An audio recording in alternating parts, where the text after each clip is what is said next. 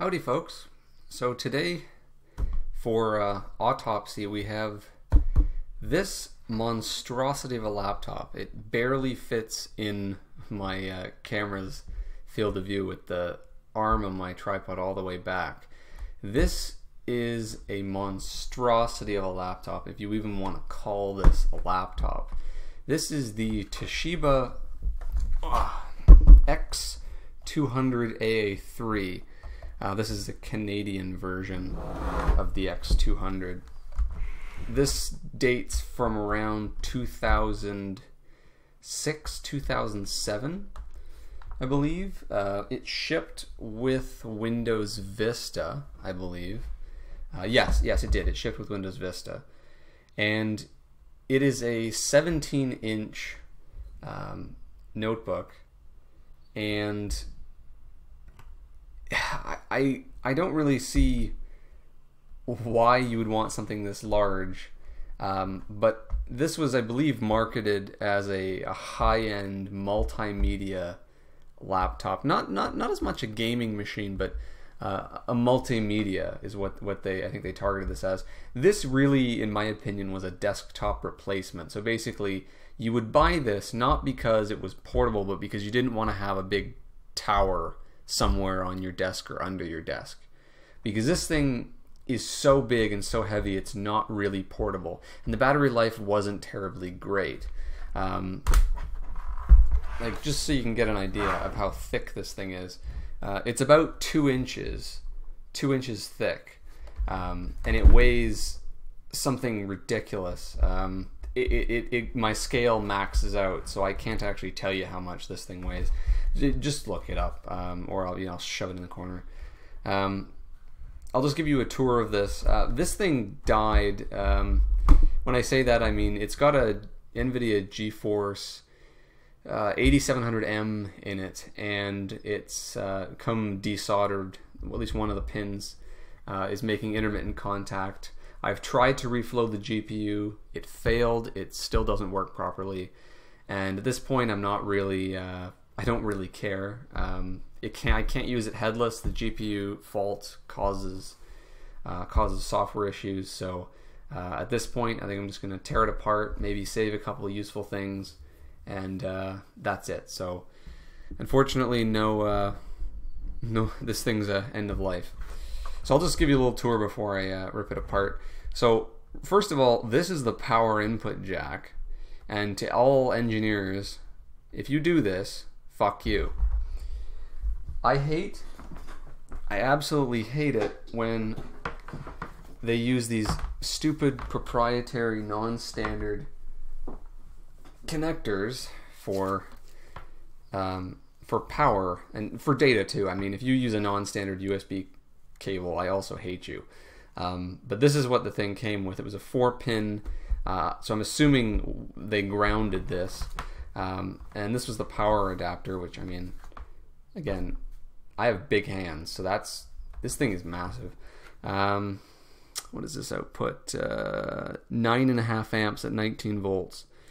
So yeah, this thing was quite power hungry. So battery life, probably crap. This wasn't originally mine, so I can't say, but it wasn't used on battery very much from what I remember. So yeah, we got VGA out. This is the heatsink for the GPU. So there's actually separate fans and heatsinks. There's 2 fans and 2 heatsinks. One for the GPU, which was the 8700M, and one for the CPU, which was a Core 2 Duo, I think at around 2.2 gigahertz. The exact model number escapes me. Gigabit networking, 2 USB 2.0, S-Video, HDMI, that weird port that the name escapes me right now. It's got a expansion card on the front. We've got a switch for Wi-Fi on-off, which Toshiba used to like around this time. We've got audio in, microphone, audio out, and headphone. There's a volume control, but this is a rotary encoder. It's not a pot, so this actually doesn't work anymore. SD card reader on the other side. 4 more USB 2.0 modem. Wow. DVD burner. There is the heatsink on the bottom. That's for the CPU.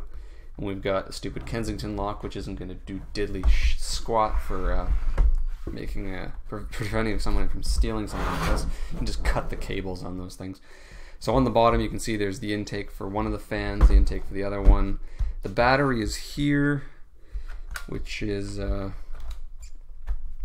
see, 6,000 milliamp hours at 10.8 volts. I think this battery is actually still good, so I might open this and take the cells out, combine them with the other cells I've gotten. I don't know, do something. I have so many batteries, got lead acid batteries, all this stuff, but I don't really have a use for batteries at the moment. I need to come up with something. Memory, no idea what's installed in this. We'll find out. Hard drive is a 250 gig. Probably a Fujitsu drive, because Fujitsu bought Toshiba's hard disk division probably before this was made. And I'm not sure what's under the other. There's probably a wireless card under one of these as well. So under in here, speakers, it's got this stupid Harman Kardon sound system. So there's 4 speakers on the top, and there's what they call a subwoofer. I should have mentioned that. They call this thing a subwoofer, and there is a speaker. It's about the same size, if not exactly the same size as this, and it's a subwoofer in your laptop, whatever. Keyboard, which is light. It's got a numpad. This is not the original keyboard. This is a replacement keyboard because the original one wore out. This was a business machine. It has a fingerprint scanner here. Touchpad is this stupid feature where you tap this button and it glows blue, and then there's supposed to be like tap here for your email and quick shortcuts, and yeah, that never got used. So yeah, that's the machine. I wonder if it still has power in the battery. Yeah, I think it does actually. Sorry about the horrible camera at the moment. Wow. It'll work, but you may see flickering and screen flashing and all that stuff, particularly with 3D. So if this thing has an OS on it, which I think it's booting something, this must be Linux of some form, because yeah, this isn't Windows. Yeah, you may see it. It seems to only be 3D, but unfortunately, I mean, most OSs require, yeah, so it's Ubuntu in this case. Okay.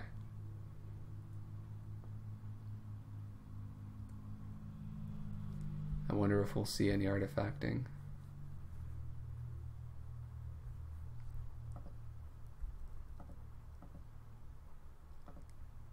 Sometimes it had, yeah, you might have seen that. I saw it do something there. Sometimes it has to warm up before it does something. But yeah.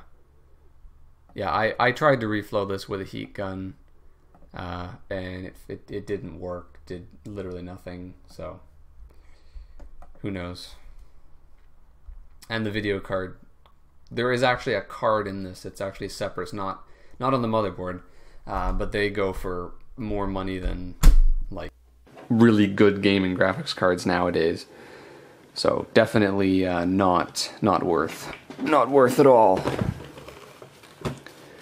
And if you're wondering about the posters on the walls you're seeing and all the reflections and stuff, they're not mine. This is my storage room, which contains mostly not my shit. So I do not support or endorse any of the things you see around the room.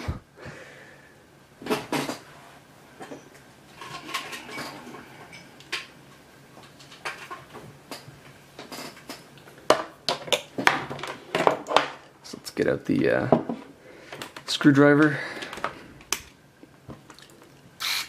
Gotta say, this actually helps quite a bit. I found out what the sort of yellowish substance that was on it was. It's actually the grease from the gearbox. It's been leaking out slowly. So if it keeps happening, I'm going to probably take it apart and either just clean out the excess grease or replace it with something that's a bit more viscous so it doesn't seep out. But so I have to basically clean it every time I pick it up, which is a bit unfortunate, but whatever. So I guess we'll take out the battery, and let's take out the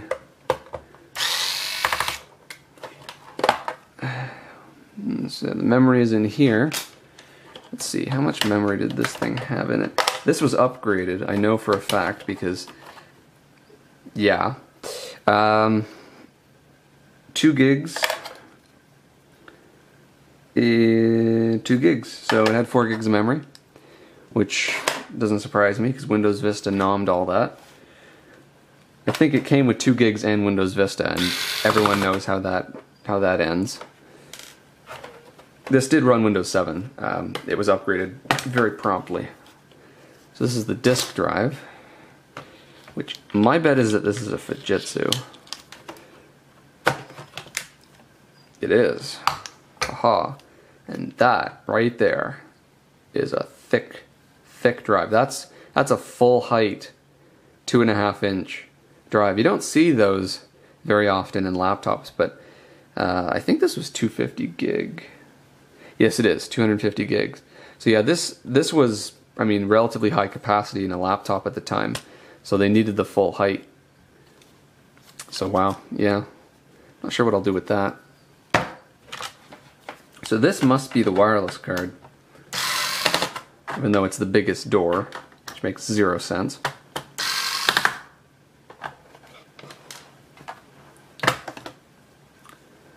Ah, okay, I see.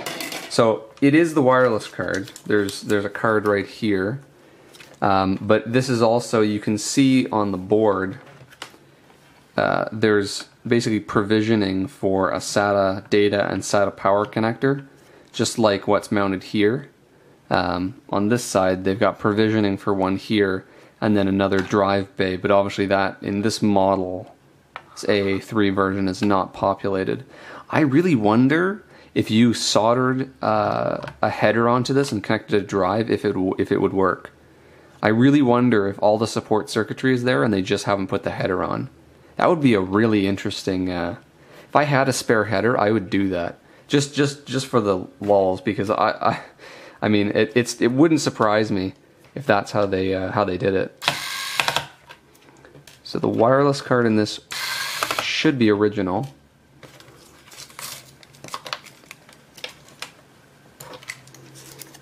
This actually might not be a wireless card.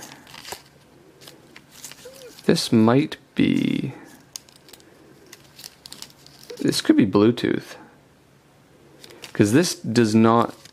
Yeah, this is not a wireless card, because there's no antenna connections. So this, I think this is Bluetooth actually.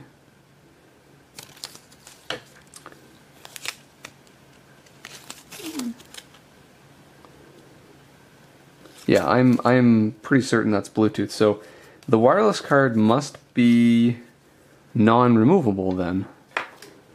Okay, so I guess we'll find that at some point. But this thing is just so freaking big. Okay, time to remove all the screws now.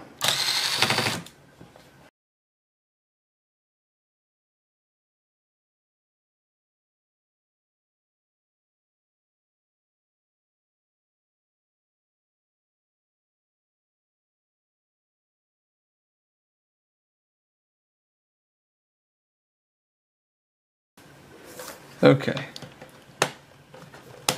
So because this is a Toshiba, this strip comes up. Every Toshiba since like the mid-90s has had this plastic strip over the top of the keyboard. They all open exactly the same way. I wonder if the new Toshiba laptops still have this. I'd be intrigued to see. I would be intrigued to see if they do. I haven't bought a laptop in a while and haven't bought a Toshiba in even longer.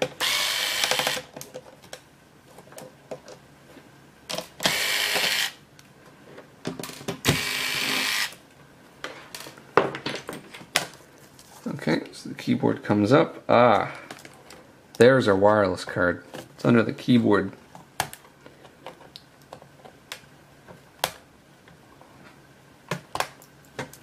Whatever, I'm not going to put this back together in. So there's a keyboard. There's your part number, model number. Made by Darfon. Okay, whatever. So this is our wireless card. Made by Intel. It's a good sign. It's got 3 antenna connections. So I wonder where those are in the lid. Probably one down each side and then maybe one across the top. That'd be my guess. I guess we can always take it apart and find out.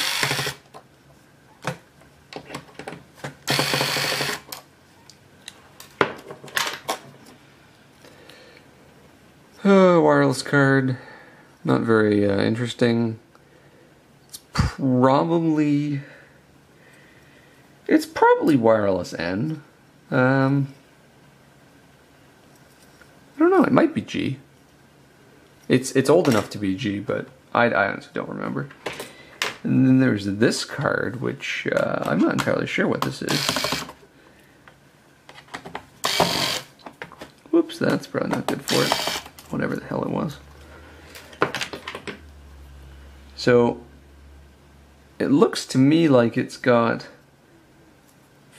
those look like flash chips to me. With a controller. Is this some form of... is this some form of like SSD? I don't recall this having any kind of quick boot support or anything like that, so I'm not sure what this is actually.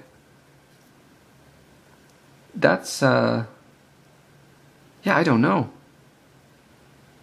If anyone has seen this before, let me know what that is. I'm going to look up, and if I know what it is, I'll put it in the corner. I'll look at the specs again and see if I can figure out what this is. Because I did not add this. This is an OEM part.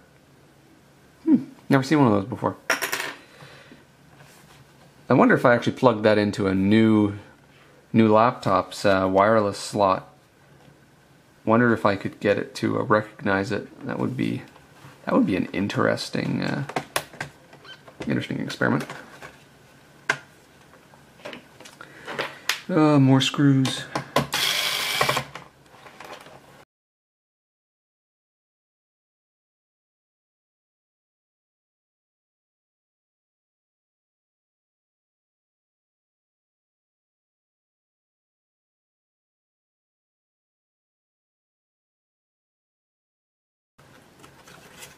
I'm sort of just looking in between, seeing what's not coming up, and then checking underneath for a screw in the respective location. Aha!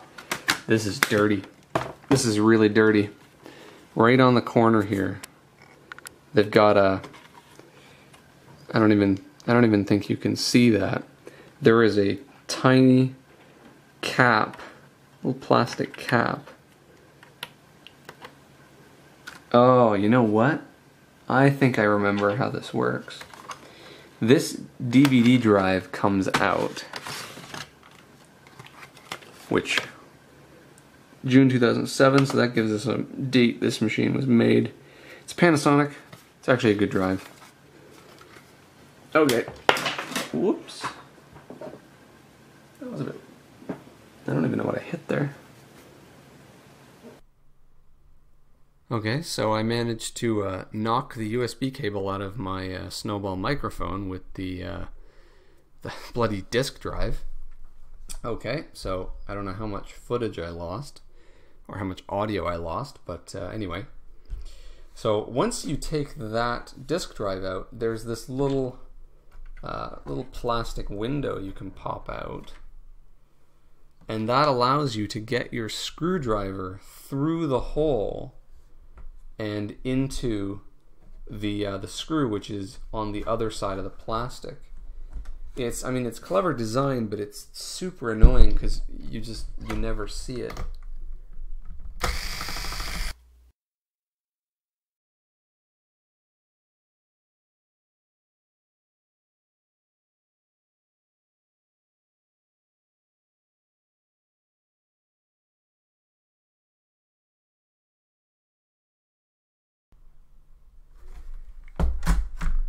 Okay, so I think we're getting to the point where the cables are now a little bit in the way. So let's just start undoing cables. If I really want to put it back together, it's not that hard. It's the video cable. Those would be for the speakers, power buttons, this strip of cable, strip of buttons there, touchpad. Actually, this might be for the button panel. Probably is.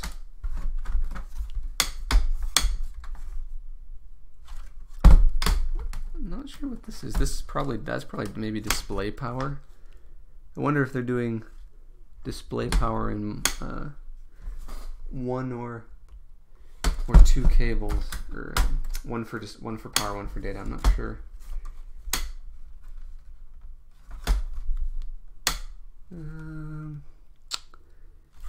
Okay, so something on the back is still holding it on. I'm just going to ignore that.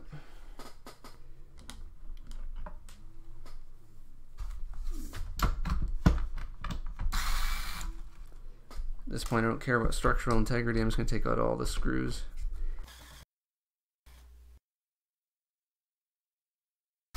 Whatever.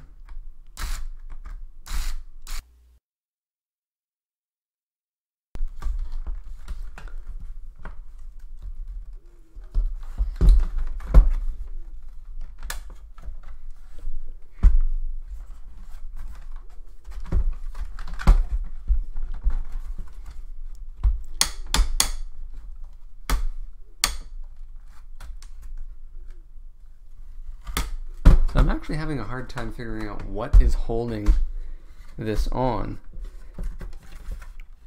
I want to say it's just clipped on there, but it might not be. Okay, that's it. So it's two pieces. So we've got the speaker covers and button assembly. So that ribbon was the one that went to it. Vendor GCE. Did they not even make that? Probably not. Okay, so that tells me there's got to be at least one screw underneath that I was missing. I see the hinges, but they wouldn't make you have to take the hinges off to get this plastic cover off. Surely they wouldn't make you do that. Would they? That just seems dumb. I've taken apart a lot of laptops and none of them have ever required me to take the hinges off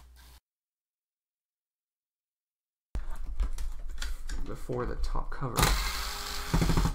But hey, whatever. It's not like this is going back together again, so I don't really care. Okay, so that's the panel. So we'll get the Wi-Fi antennas out. So there's a panel. We will set that aside for further analysis. I may take that apart later.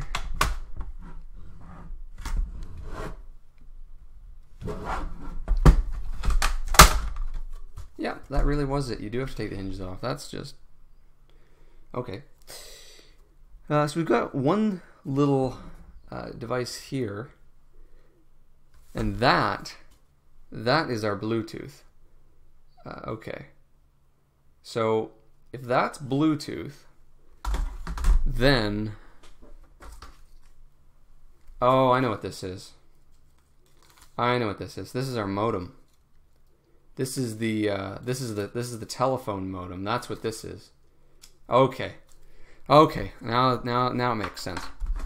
Still don't know what that weird SSD looking thing is though. That I'm not sure. Okay, so now we can start to see some interesting things. So we've got our express card slot here. Got a TI part over here. We've got this cable here which runs to...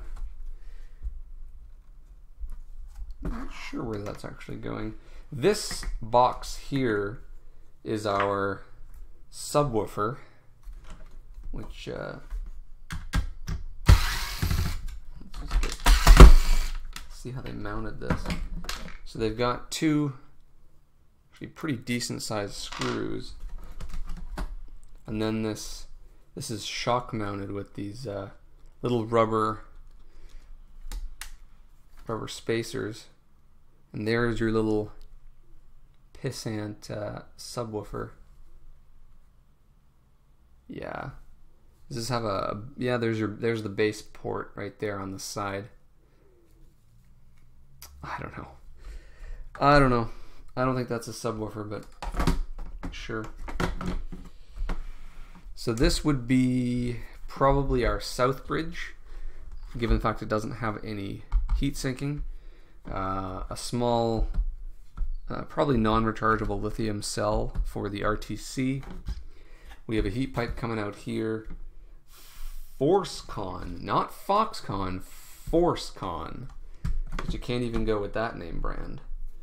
I don't think the fans are okay in this. Or no wait, I think the fans were replaced. I can't be 100% sure about that, but I know it was sent in for service. I think that might have been one of the things that got done. So the other speakers, they have the same screws with the same shock mounting. So this is supposed to be your, what, two-way response, I guess. Well, that's actually a very heavy speaker box. In fact, this weighs probably double what this weighs. So I wonder if the weight is plastics or if the weight is actually the drivers. I doubt it would be the drivers. Yeah, it's probably the plastics. I don't think I can get this open. I think this is probably ultrasonically welded together. There's no base port on this from what I can see. And what is interesting is that there's actually 4 wires coming out of it, so there isn't a crossover in this, obviously. They're actually 2 separate speakers wired out to the board, and the crossover is probably done digitally or on the main board. Maybe I'll do a separate video where I blow up these speakers in the sub, see how many milliwatts of power we can put into this before the thing pops off. I like that idea, actually.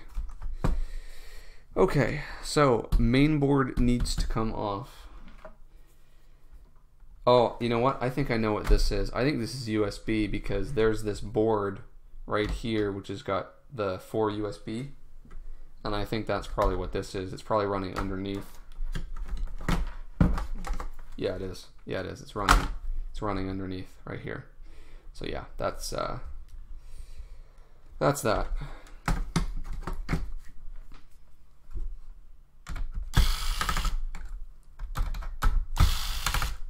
I don't really care if the screw is actually structural or not. It's just coming off because I don't care.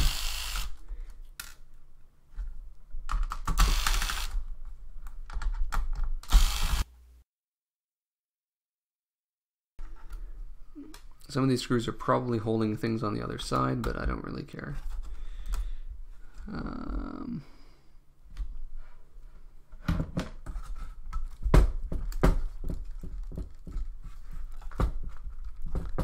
This could be interesting because all the ports and stuff go into the plastic, so getting this out could be fun. And I think I have to take this fan off to do it.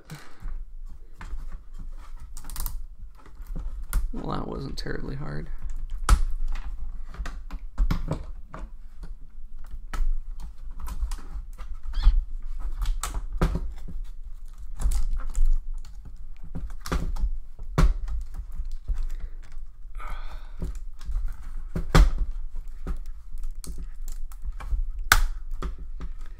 getting these ports off the front, getting these to clear requires way more flexing than you should ever do to a PCB.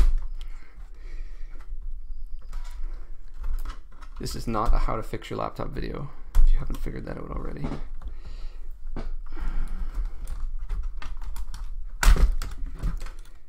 Okay. So, setting that aside, let's take a look at the rest of the crap in here. So that's now free. So that's our USB board. For the sake of completeness, we'll rip that out. That's been double-sided taped down. You can actually see it's actually taken the what looks like copper paint they've put on this for EMI off with it. That's kind of nice. So we've got some tantalums there. It's a hand star. Just 4 ports. Okay, so the fans, they both seem to be identical. They are a force-con brushless motor, 3-pin, 5-volt, half an amp. If the bearings don't sound perfectly good, I will probably blow them up too.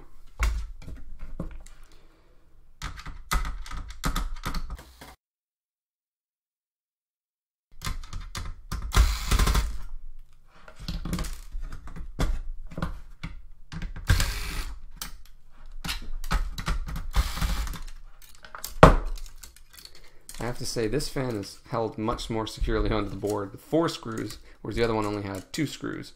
So, whatever. And at this point, my camera has a low battery, so I think I'm going to recharge that and come back to this. So, continuing where we left off yesterday, there was this stuff in the corner here. The VGA, which has got quite a bit of shielding or grounding around it. This is made by Handstar. Seems to be. They've got quite a bit manufactured by them. And then there's the power jack itself, which is just clipped in there. Pretty decent gauge wire for a laptop. And they do have, so obviously, there's 5 that comes out of this. And 5, okay, so this thin, they have 2 thin wires, 2 red, and 1 thick black. So there's going to be ground, probably the 19 volts, and then there's probably going to be the ground, which is the sleeve, and then one of the pins will be ground. That's my best guess. And what I noticed was interesting is there's this screw with a rubber shock mount, just like what all the speakers are mounted with, but it doesn't appear that anything is actually attached using it, which I thought was just a little bit strange. You can see here it says Mitsubishi on the plastics, so that's maybe who they got to make the plastics. So this is 2007 0702, so that would probably be the most accurate manufacture date at this point. Well, okay, so that's that. And the motherboard, which is the most interesting part of this. Okay, so we've already deduced that this is definitely the South Bridge. I'm not quite sure what this is. PCI 8402. So could that be a PCI related to the PCI bus, or is that just a coincidence? We have an ICS part here. It looks like a PLL of some kind. I'll look these up if I can. But flipping it over, so this right here is the GPU, and I'll take this off. We've obviously got the North Bridge and the CPU, which are on one cooler. We've got memory here. We've got our SD card reader here. So you can clearly see that at this point in time, GPUs clearly don't have nearly as good thermal performance as CPUs, because most of the cooling in this goes towards the GPU. In fact, if you look at the size of just the vent on this side versus the size of the vent for the CPU and Northbridge, the GPU is actually larger by maybe a centimeter or two. It's marginal, but it is bigger. So to get this video card off, I'm gonna assume that it's just held on by some screws and a connector. There we go. And there's a cable here, which is maybe power.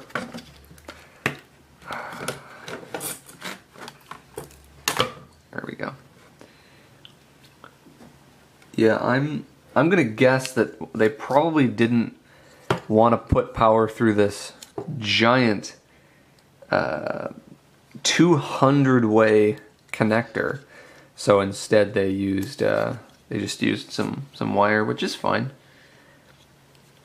So we've got our heatsink here, heat pipe. It's got this metal plate here, it says Foxconn on it. And on the other side, so we have a 200-way board-to-board interconnect, which goes onto the board here. Some more metal plates, which I will take off. We have a Realtek part here. So my guess is that is a, could that be sound? That's interesting, maybe it is. I'll look it up.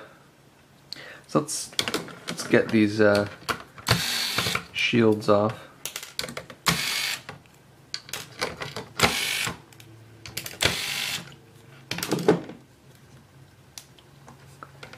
Now this might be kind of a challenge.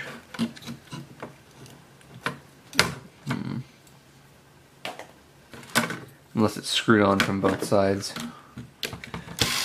which is very possible. So these are spring loaded, so this is definitely on top of the GPU. They use springs so that there's always a predefined force, so you can't over tighten the screws. Although you can always under tighten them. So that's our heat plate assembly. So they've got the copper actually goes straight through, and there's a small copper pad with the thermal paste, and then these pads here, these are for the VRAM, the video memory, and you can see they've just got this. It's like that. It's like gooey silicon. It's not a paste because it sort of sticks together over top of. Actually, they've got 4 memory chips here, which are heat sinked. These are actually inductors. So these are obviously for the switching power supply, and they've actually needed to cool these, which I think is interesting. Yeah, wow. This stuff is, it's interesting. It's not, I don't see this too often. It's a lot nicer than thermal paste, and it's. I wonder how this compares to sill pads and stuff. I wonder. So we've got this plastic taped on here. I'm not sure if that's to prevent them from getting this goo everywhere, or if that serves some. It might be an insulating. It might be insulating, just for precaution, maybe. So here we've got GPU itself, 8700M. I'm not going to bother to take the thermal paste off. Every time I seem to touch thermal paste, it gets everywhere, so I'm going to try not to do that. We've got a crystal here, 27 megahertz. Again, it says vendor GCE. I wonder what that is. Does this come off now? This may be like permanently adhered down, so I don't know. Let me just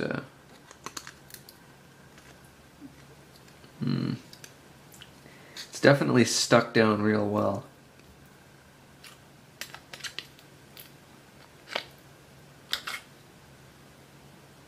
I'm not sure. Oh, I see. Yeah, I'm not gonna try and I just bent this up. The screw collets on this actually hold it onto the board, and I'm not gonna try and get those off. So we can assume. Well, I mean, this is obviously the other memory that's on the other side of the board, and I think that's kind of unfair. You can see this memory's got barely any heat sinking. It's, you know, it's indirectly cooled, and it's doesn't have as much heat sinking compound as this side. So that's a little. I see that a lot on motherboards where, for example, they'll have VRMs, the MOSFETs for the CPU voltage control. They'll put them on both sides of the board, and especially with the socket 2011.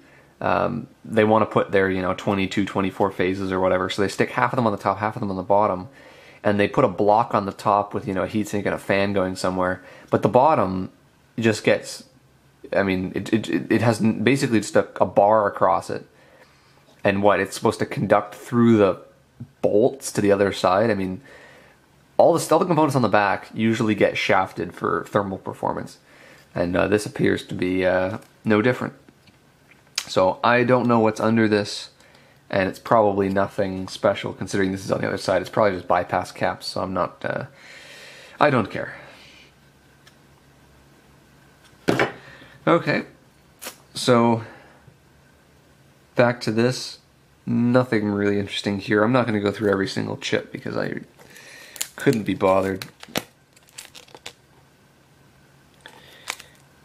So you can see here, this is the plague of all laptops. The dust that gathers inside on the inside of the fins. I'm not going to take that off because I really don't want to get it everywhere. So we'll take out the CPU.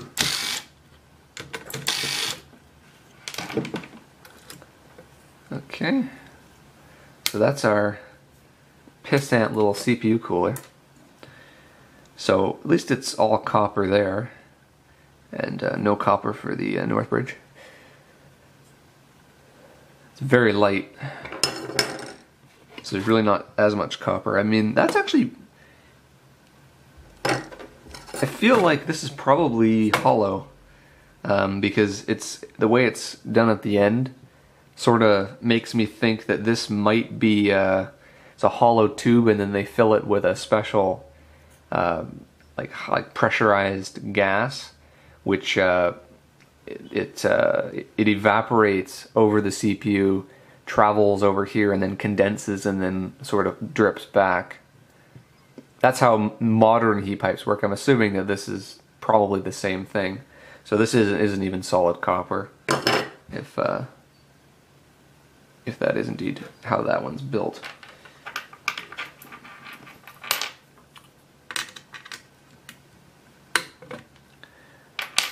So let's remove the CPU.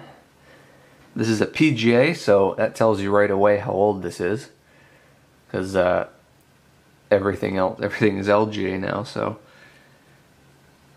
although are mobile still? Yeah, mobile are LGA now. So yeah, whatever. 2006. I'm not sure what I'm going to do with that. I don't think I'll ever put it in a machine. So I don't know. We may see how that handles high voltage. Again, another one of these plastic pieces. So this is probably for electrical insulation over the metal that goes on top of it. That's probably how they've done this. Because otherwise, I can't see why. And that's our North Bridge.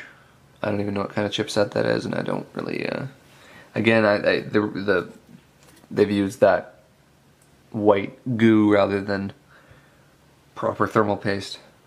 But I mean, it's a chipset. It shouldn't get too hot. Shouldn't is the key word there.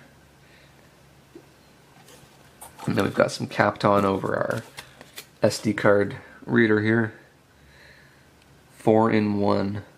Oh, so that actually does memory stick, SD, MMC. So that actually does more than just SD.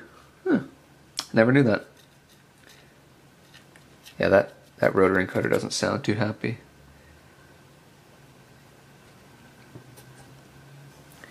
I do like the hot pink socket though. PJ478MN.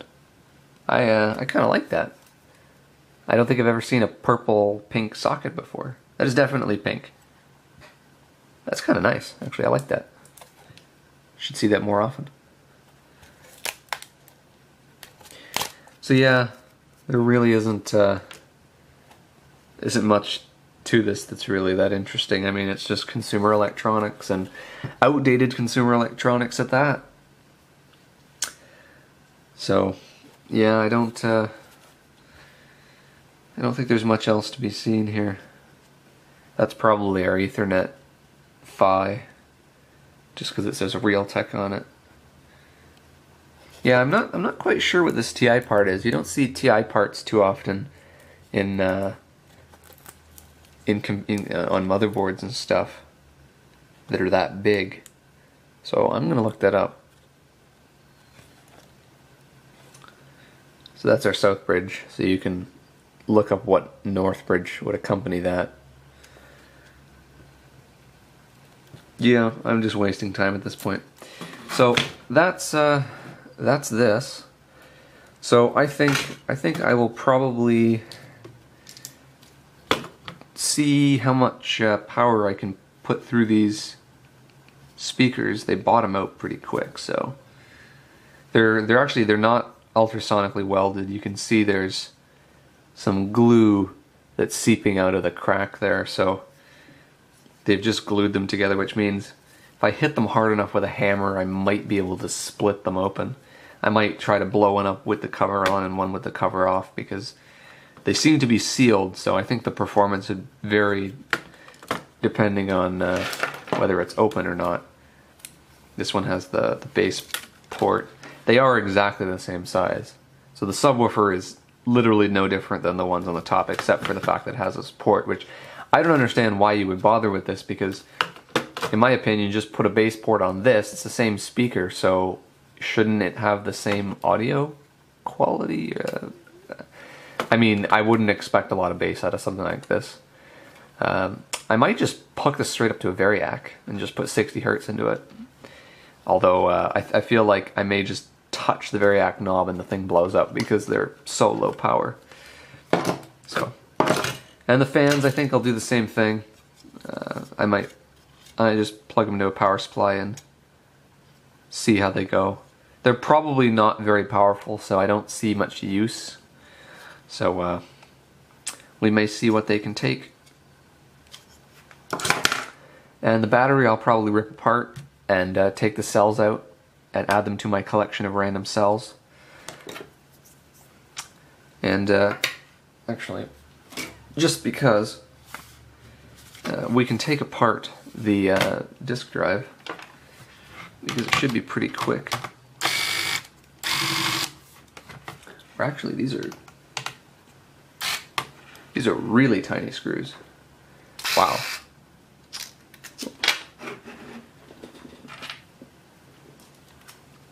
Not to worry though, I have a bit for this.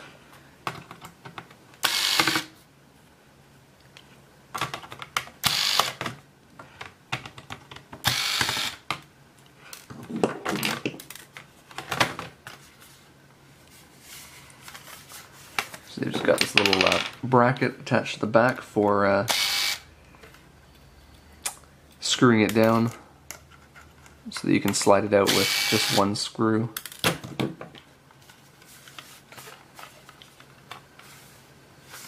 They've taped with some aluminum tape, the cover on this side, so they must have needed this for EMI or something.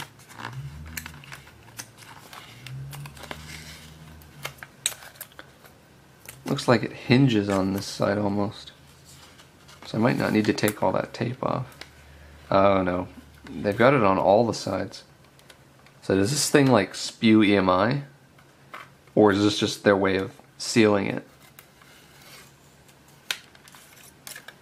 I really do wonder, because I don't know how much EMI you can really give off out of a... Holy shit, it's on the back too, it's everywhere. Okay, screw that. Blank plate, nothing interesting there. Let's see, can I... Here we go. The screwdriver it requires to open it is actually small enough to go in the little pinhole. So, just got a ribbon. Everyone's seen inside a disk drive before. I don't think I need to take this apart. I just wanted to look here, so we've got a Panasonic branded chip, which is not terribly common, actually. Not that I know of. AN22116A. And we've got a chip with a QR code on it. So this could be a ROM of some kind. Some sort of firmware, possibly. Let's see, can I get this off in one piece? It's an ISSI. Yeah, I'm gonna say that's probably memory of some kind. So yeah. Okay.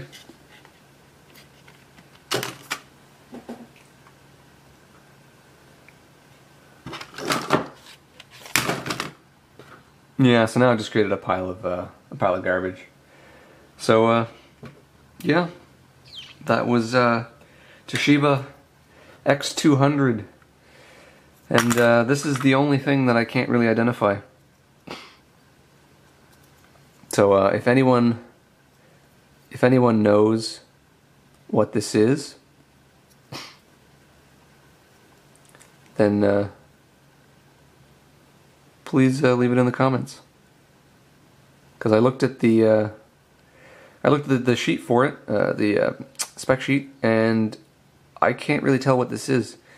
I mean, my best guess is that it's something related to the fingerprint reader, but I really doubt it. So yeah, hopefully you found that an interesting way of wasting some time. Thanks for watching.